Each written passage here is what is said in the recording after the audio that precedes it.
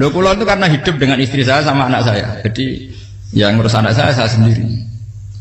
Jarang kula ngurus dalam jarang. Ya, memang saya punya standar pakai kitab-kitab kados hikam. Saya ini merasa hidup di dunia itu sendiri. Sampeyan tak warai la Allah kana kotar. Imam yang ngarang hikam itu punya resep supaya kamu seneng terus. Liyaqil lama tafrahu bihi, mesti yakin lama tahzanu bihi. Usahakan sedikit sekali apa yang bikin kamu seneng, maka akan sedikit sekali yang bikin kamu susah. Jadi misalnya kula nih, jadi kiai misalnya cari wong ya kula kiai wong alim. Jelas nak ngalime ngalim, nak kiai rapati ya, nak ngalime jelas. Tapi nak kiai rapati. Nah, kan kiai tapi ra ngalim. Nah, kula nak darani wong alim malah muni ya jelas. Nak kiai rapati ya, kula rapati nurut tapi aturan masyarakat rapati napa. Nah, sampean kiai tapi ora napa ngalim. Ya beda. Ndak ini memang bedanya jauh. Ya mungkin lebih kiai sampean cara derdek-derdek donga meyakinkan sampean. Tapi cara artine donga piye paham kula. Lha boten iki nyata, sampe rasa tersinggung. Napa barang-barang napa? Nyata. Nah, kula sering ditakoki kiai-kiai masalah. Resepnya apa jenis? Konjinan rata susah, dal kita rata wiridan, rata mohon sisip. Resepnya ilmu itu gini kata hikam. Ulama yang kayak hikam itu pernah ngarang kitab tuh saking syukurnya, entah saking angkuhnya, terserah ngomentari.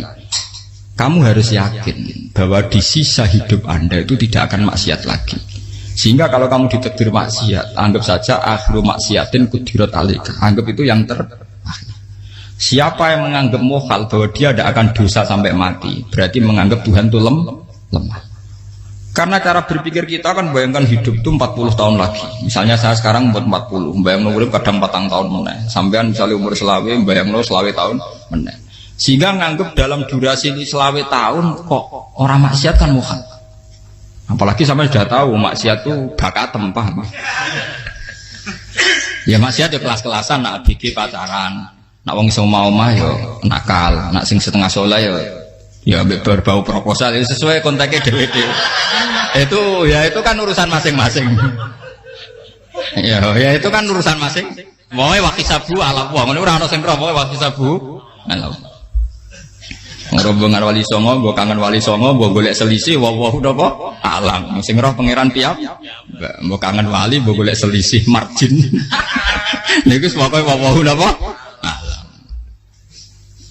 ya itu kan urusan jenengan mbek pangeran to mboten urusan kula.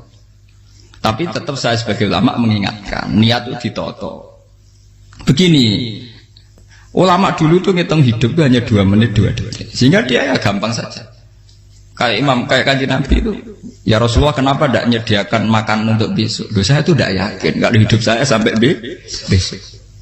Ya sudah begitu cara, ya sudah tenang saja. Kalau sampean kan bayangkan hidup 4 tahun lagi, 5 tahun lagi, sehingga arah mangan ya wedi tenan. Padahal bolak-balik zaman cilik arah mangan tetap wedi. Jadi cara berpikir Nabi itu begitu. Begitu juga cara pikir sahabat, cara pikir ulama-ulama yang waras itu begitu. Loh, saya itu pernah melarat di Jogja zaman pertama merantau. Itu kalau santai saya bilang, Gus kok tidak punya beras nih? Tapi apa yakin nak sesuk urip Pak? Kowe buta mangan sesuk, anak sesuk ijek napa? Cara berpikir ulama itu begitu. Sehingga melihat maksiat juga gitu. Alhamdulillah aku ijek urip 1 detik, 2 detik, 2 menit. Sehingga hidup.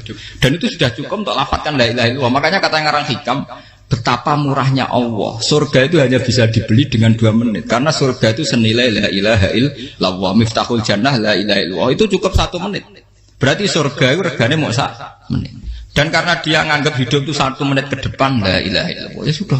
Dia ngitungnya hidup itu per menit. Kalau sampean kan enggak, per 10 tahun, per 20 tahun. Sehingga kriminal betul, cara pandang sampean itu kriminal betul. Sehingga bayang kudu di duwe, kudu di bojo, nak kiai kudu di pengaruh. Lah kalau saya enggak.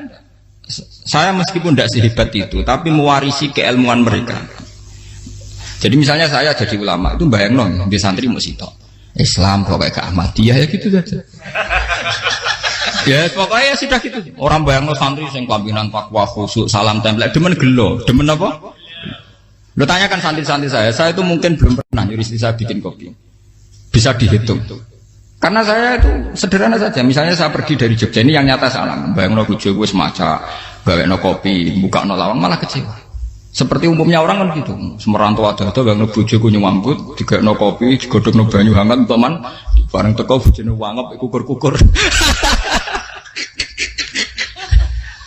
Karena tarifnya dia ideal, maka mudah kecewa kalau itu tidak terjadi. Nak kula mboten, sebayangno kaya Jogja, bojoku cek uta Islam, nak salat 5 bulan ya sudah gitu. Pakai standar-standar yang minimalis. Saya dari rumah bangun sampai ngaji ya, pokoknya melek, terus ya sudah nak sholat demadem nopo, mulanya sudah gitu. Andai kan saya pakai standar maksimal, maka akan mudah kecewa. Rasulullah juga begitu. Rasulullah itu ngadepi Sayyidah Aisyah, itu ya begitu, ngadepi Hasan Husain. Sehingga tidak ada cerita Nabi mudah kecewa, betul. Karena Nabi bayangkan anak istrinya itu ya minimalis sekali, urusan dunia loh maksudnya minimalis sekali.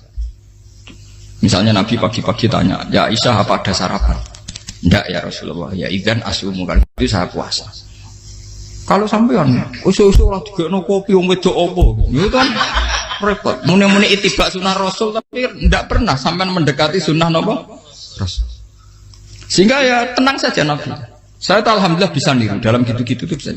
Makanya ini kiai muda paling enjoy. Banyak kiai-kiai yang sepuh itu kalau urusan gitu konsultasi sama saya. Gus siapa apa kain? Ini kula ya era dekarep apa? Juga saya tidak pernah bayangkan apa tanggaku seneng aku atau orang ngaji aku kecewa itu tidak pernah bayangkan. Sama itu kan makhluk, tidak penting. Kecewa tidak kecewa itu tidak penting. Saya itu orang alim, ngerti ini warido kamat lubi, ora warido kum. Yang tak gulai ridane pengiran, ridane sing ngaji, ridane konsumen. Itu apa makhluk tidak penting. Itu harus dilatih.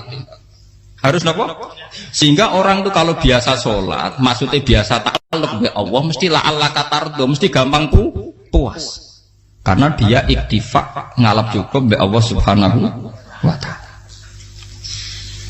Saya sebagai manusia juga sering ditangisi istri. Misalnya saya sering ke Jogja sendirian. Nah ninggalan nopo, ninggalan ibu milih pengiran. Misalnya mati ninggalan ya paling aku mau ngapes nih suara. Paling uang nangis gue kegiatan. Bukan apa. Ingin saya bahwa konstitusi ulama itu masih iktimat Allah. Kalau kita kan enggak. Cara berpikir kita ngaji itu ideal sing ono podium, sing ngaji kelaminan takwa kabeh, ketunan kaji kabeh, diluk kabeh. Kita akan pakai standar-standar yang dengan asumsi kita. Padahal Nabi di zaman sugeng al iman hahuna wa yusiru ila qalbihi sadrihi salah. Iman itu urusan hati. Komitmen sampean be Allah Subhanahu wa taala. Nah ini resepnya. Makanya kata hikam liyakillah mata frohubi, mesti yakinlah mata selibi. Sedikitlah kamu gembira dengan satu hal, nanti akan sedikit kamu yang kecil. Artinya misalnya kados kula sebagai ulama seneng kula nu kok ijek iman. Ya nggak kayak wong awam. Ya sudah gitu. Jadi misalnya suatu saat kula jatuh, yang ngaji saya gak semeneng jadi kupeding. Wong sing seneng kula bubar kabeh. Kula ora susah, miskola darah bener. Gus saiki jenengan ora sing seneng. Ya tenang saja. Sing ora seneng makhluk ora jelas. Dan status mereka tetap la yadurru wa la yan. Ini harus dilatih. Sehingga Nabi itu ya meskipun beliau itu perang, sahabatnya meninggal ya tenang saja. Nabi cara berpikir yang meninggal mereka mati syahid, yang masih hidup dianggap berpotensi melakukan kebaikan. Sama tak warai resep-resep dari Rasulullah Shallallahu Alaihi Wasallam. Saya ini sebetulnya memaksa, menjelaskan ini maksa, karena saya inginnya jadi ulama yang kayak umumnya orang, tidak ideal amat. Tapi kan saya ditakdir ilmunya itu ideal, jadi terpaksa saya jelaskan. Tapi kalau perilaku saya tidak akan ideal. Soalnya ngawur, saake mari Ghafuri pengiran nganggur bolak-balik cerita. Ada seorang wali, karena dia wali itu doa di multazam, ya Allah saya ini minta satu hal. Karena dia wali maka tidak minta uang, tidak minta jabatan, minta engkau takdir saya tidak pernah maksiat. Itu kan bagus sekali, minta doa ditakdir gak maksiat kan ada. Dari pengiran malah Syafi'i. Fa'ena ada ukufran. Karena tahu maksiat malah sifat ghafurku tak ada kok endi. Gamane pengiran kan sifat ghafurku rak nganggur. Malah tidak ada orang selain Nabi kecuali ditakdir tahu maksiat dan sifat ghafuri pengiran efektif. Paham apa? Lara sampean kan ghafure mbok nggo kabeh. Dadi karek sadidul iqab. Karena maksiate sampean sering. Jadi sifat ghafure wis berlaku aktif. Saya karek nunggu sifat sadidul iqab. Paham ya? Itu beda dengan wali-wali. Sifat sadidul iqab mau aktif mereka tidak punya dosa. Malah pangeran bingung gak kok sifat ghafure. Apa tak dakoki ghafur ora tau dosa. Didakoki sadidil kok gak tau maksiat. Jadi pangeran malah sing bingung. Nak kowe ora tau maksiat ghafur kok tak dakoki. Kok ora tau maksiat, wong iku ora tau apa? Didakoki sadidil kok gak mungkin atau maksiat. Lah pangeran ape dakok ghafur kan syaratnya dosa sik. Sampeyan kan walian. Ghafure wis dientekno. Keseringan kepake, paham ya? Karek nopo? Karek sadidil ikom. Ya itu memang standar Tuhan. Semua Quran itu kalau menyeritakan gitu. Nabi ibadi anni anal ghafurur rahim. Kaulaku ceritani aku ghafurur rahim, tapi yo ceritani wa anna adabi wal adabul alim. Jadi Nabi ibadi anni anal ghafurur rahim wa anna adabi wal adabul alim. Kalau Nabi Ibrahim, Nabi Muhammad inna rabbaka lasari'ul iqab. Pangeran cepat nyiksane, tapi wa innahu laghafurur. Jadi dua sifat ini pasti aktif. Dan tentu ulama itu senang sifat ghafur itu ya meskipun aktif, tapi mereka tidak pernah ngambil fasilitas sifat apa? Kula baleni malih. Sehingga kayak Sayyidina Umar radhiyallahu anhu ketika beliau pertama jadi khalifah, ini cerita di kitab Hayati Sahabat. Pertama dia jadi khalifah, orang mengira dia akan ngomong hal-hal yang besar, visi besar tentang negara, visi besar tentang izzatil Islam wal muslim. Tapi ketika Umar pertama pidato begini, ayuhal muslimun ayuhan nas, ana, dari kata Sayyidina Umar, ana gulamun min bani Mahsub, akulu min kholati.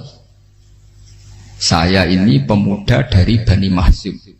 Kecil saya bisa makan karena bulik-bulik saya punya kebun kurma yang kalau saya memanen diopahi beberapa biji dan itu menjadi kuti wahayati, menjadi saya bisa hidup. Terus wassalamualaikum warahmatullahi wabarakatuh. Orang itu penasaran semua. Orang jadi khalifah pertama dibenem jadi amirul mukminin, pidatonya ngenang masa kecilnya ra kelar mangan, kelare mangan mergo buruh bulike. Paham ya?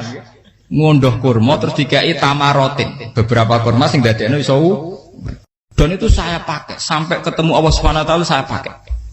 Misalnya sekarang saya mulya, misalnya kalau dibilang mulya ya ana sing nyucup, ana sing husnudzon, ana sing hormat ya macam-macam sawangane. Itu bodoh sekali kalau saya menikmati itu, bodoh sekali. Paling banter nikmati dicucup dihormati itu apa? Tapi kalau nikmatnya bisa makan saat itu tuh nyawa. SBY jadi presiden prestasi, Gus Dur jadi presiden prestasi, tapi umpama presiden tetap mangan. Prestasi tertinggi ada bisa makan selisat dirumki goyo-goyo. Makanya Umar mengingatkan, sebetulnya nikmat tertinggi saya itu tidak saat saya jadi khalifah, saat itu kok aku iso mangan, cara gak aku mati. Paham ya? Jadi itu luar biasa. Kita ini kan menjadi angkuh karena ngitung nikmat itu yang besar-besar, punya prestasi, punya.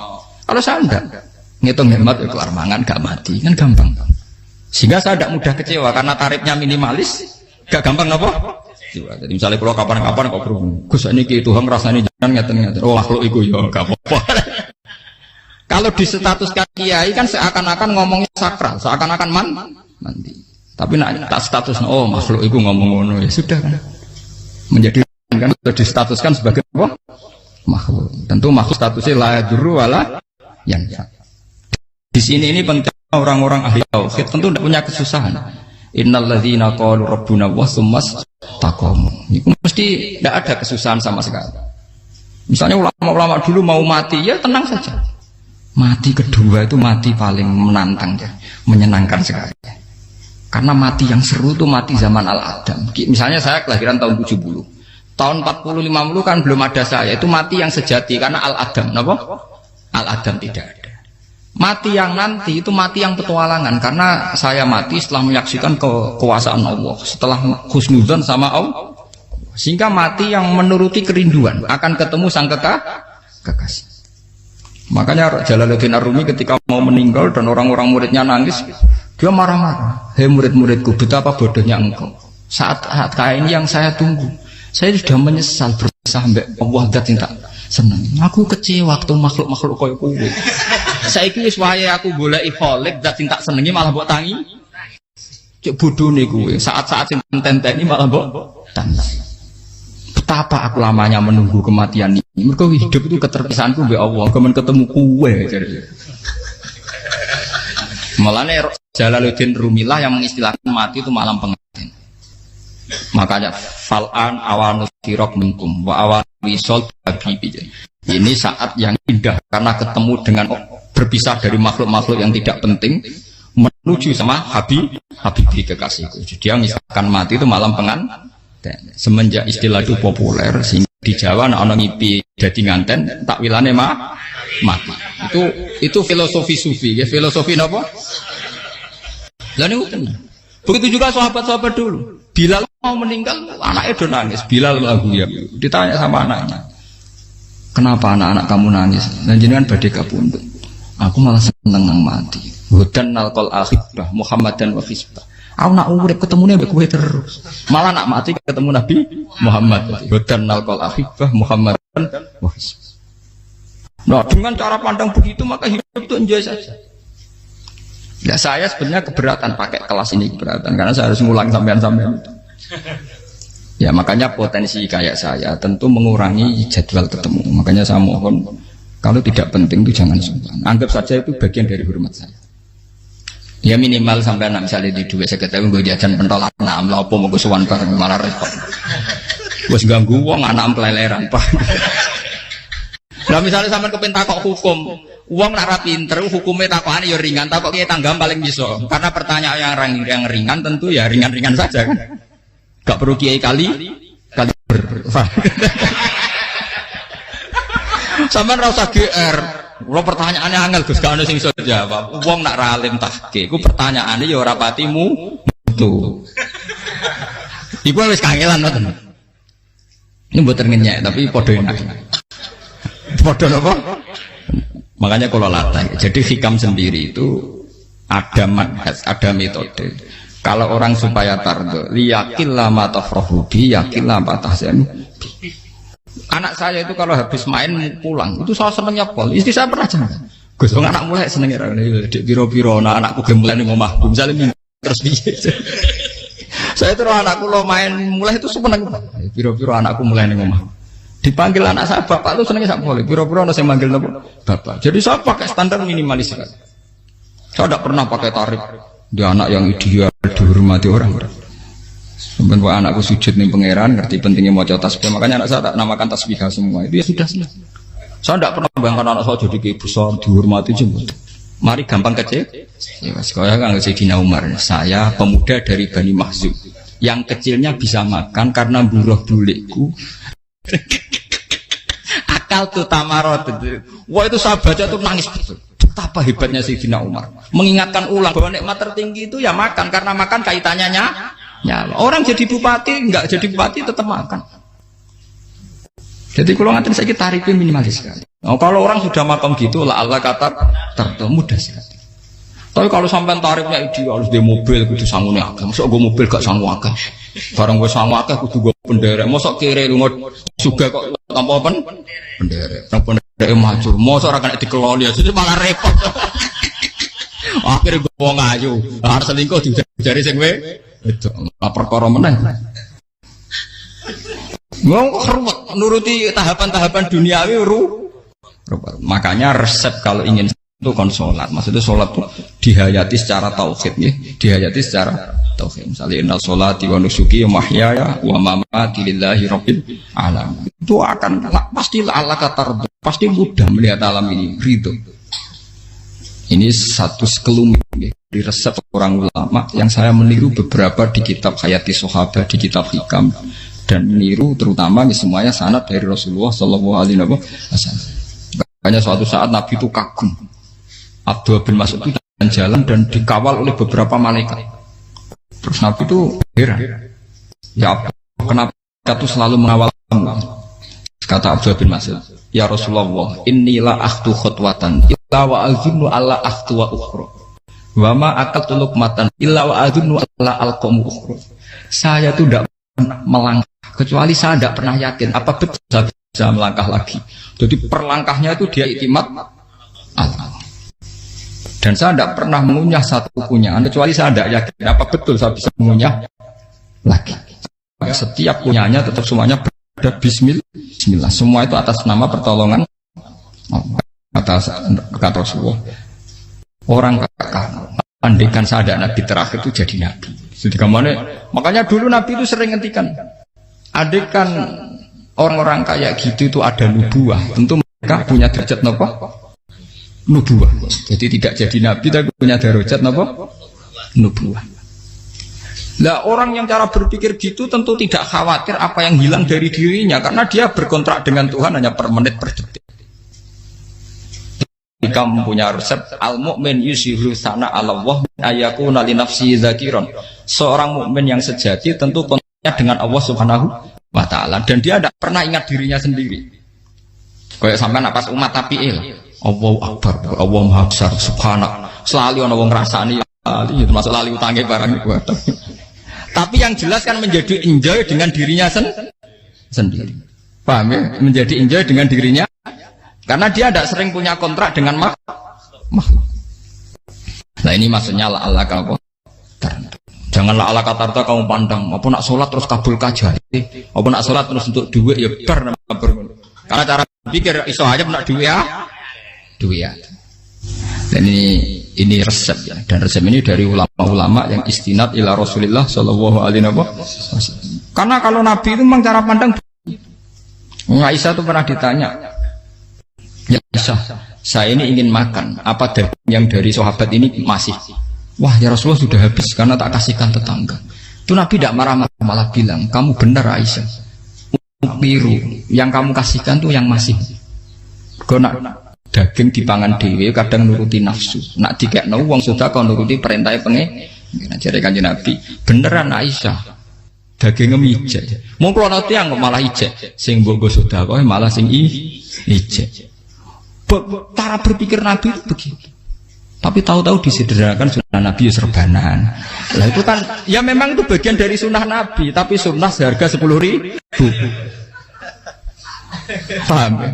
Ya monggo mawon sampean sunnah Nabi serbanan gitu, tapi itu sunnah yang bisa dibeli dengan murah. Hakikatnya sunnah Nabi itu rata-rata bentuknya perilaku, napa? Sampean delok dawuh Aisyah tengene tiba berjanji, kana khuluquhul Qur'an wa shimatuhul ghufran yansahu lil insan wa yafsahu fil ihsan wa ya'fu 'anil dzambi idza kana fi haqqihi wasababi. Kana khuluquhul Qur'an, Nabi ku akhlak dasare wis Quran plek. Urusane akhlak. Wasimatuhul ghufron, ciri utama sifatnya Nabi gampang nyepuro.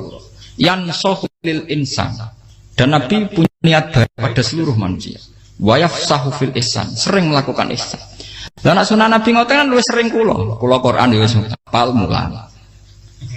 Wasimatuhul ghufron kula gampang nyepuro, sampeyan ngaji angop ora tau tamu. Yansahu lil insan, kula bedina nate tiyang mulang. Wayak sahufil ihsan tak ge gampang. Kula mulai ora tau. Itu sakmene kudu podium kudu wong dilo ya ora. Pokoke anggere kiamat dia ya madhep mulon ya sudah. Loh itu kan dawuh Aisyah ketika ditanya kaifa kana khuluqu Rasulillah. Dan itu semua dijawab oleh ahwal, oleh sebuah perilaku. Ndak ada Aisyah jawab nganggo atribut. Oh Nabi itu jubahan serbanan, tidak ada itu. Memang itu sunnah ya, satu itu sunnah kan, jangan salah paham ya. Tapi itu sunnah yang tidak dijawab oleh Aisyah. Sunnah yang sampean jawab sendiri, paham? Aisyah yang istrinya Rasulullah ketika ditanya kaifa kana khuluqu Rasulillah, beliau jawab kana khuluquhul Qur'an wa simatuhul ghufran yansahu lil insan wa yafsahu fil ihsan.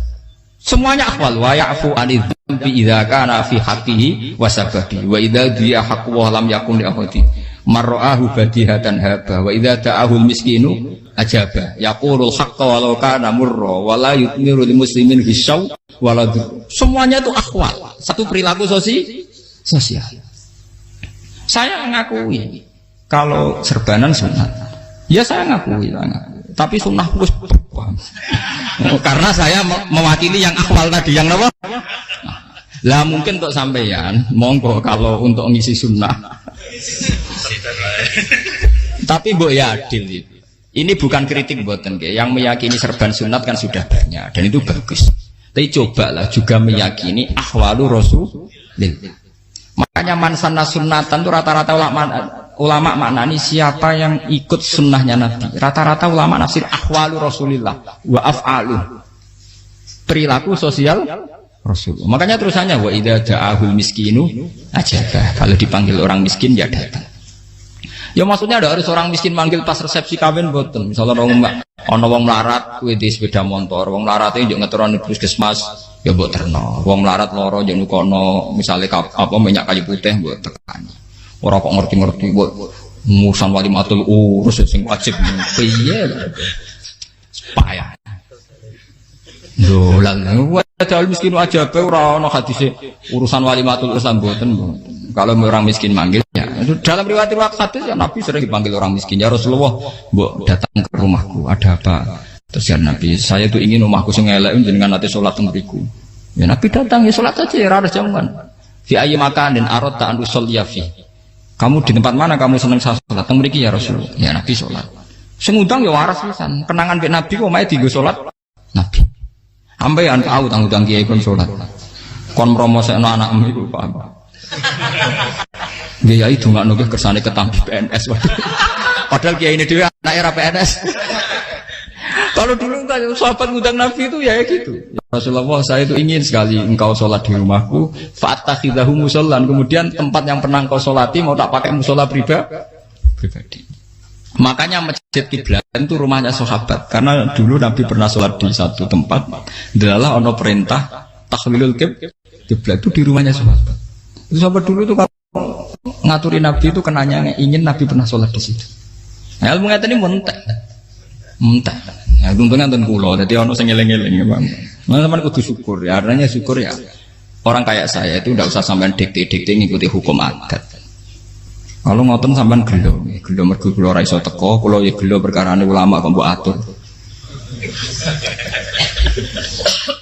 Makanya saya sering guyon cerita saya itu kalau di pasar Pandangan dulu tuh anyaran boyong sering di pasar ditanya sama Gus wong alim kok di pasar piye aneh tuh ya aneh kuwi aneh piye bodohnya wong alim. Kadang masyarakat tuh tidak sadar keanehan dirinya sendiri. Mereka enak saja merasa kalau orang alim ke pasar tuh aneh. Mereka tidak sadar orang bodohnya wong alim ya aneh. Enak saja mereka mikir sepi. Faham ini supaya sampean la Allah kan apa tar. Makanya untuk Rasulullah Nabi itu sering ngendikan nek ana tamu hormati. Tapi etika mertamu di Rasulullah itu walakin idza du'aitum. Mertamu Nabi itu nunggu ditimbali. Walakin idza du'itum du'iya mabni majhul. Ketika kamu ditimbali fat. Jadi ya ayyuhalladzina amanu la tadkhulu buyutan nabiyyi illa ayyudzana lakum. Jadi untuk sowan Nabi itu nunggu dipang. Meskipun sahabat tuh rindu Nabi, tidak berani sowan ke dalamnya Nabi. Kalau ingin ketemu Nabi di barengno pas sholat jamaah, karena Nabi pasti keluar di mas. Andai kan Nabi nerima tamu di rumah, ora sido dadi Nabi. Amen nampa tamu.